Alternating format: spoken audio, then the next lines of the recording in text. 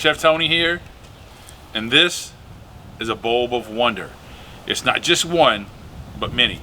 We have the garlic here, and we need to get to this piquant, delicious flavor and get it into whatever dish that we can. So we have our bulb, we need to get in there. I just set it right here, the stem portion down, and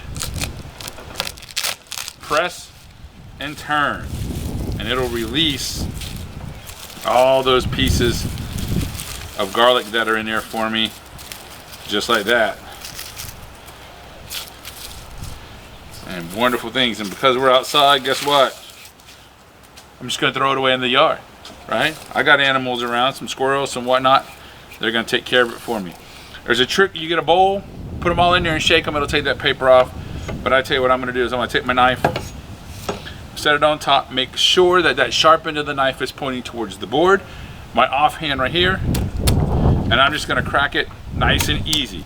Just enough for it to separate out, and I can get to that piece of garlic that's sitting right inside. Then I'll come back and we'll work on pulling that paper off. Should be nice and easy here for this, just to separate it off piece by piece. And then what we're going to show you how to do, we're going to show you how to slice it up.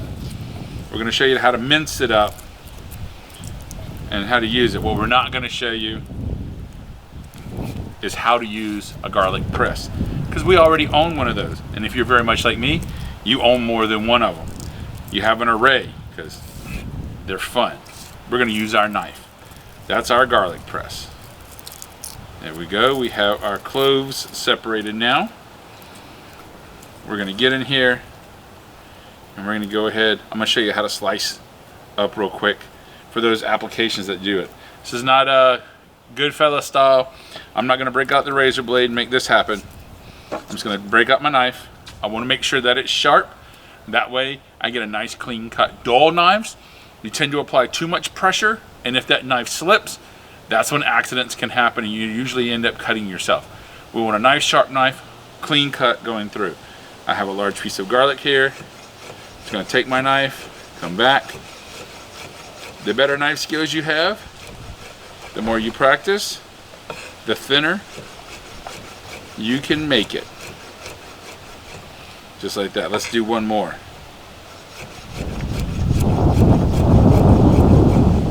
There we go. We have some wonderfully sliced up pieces of garlic there.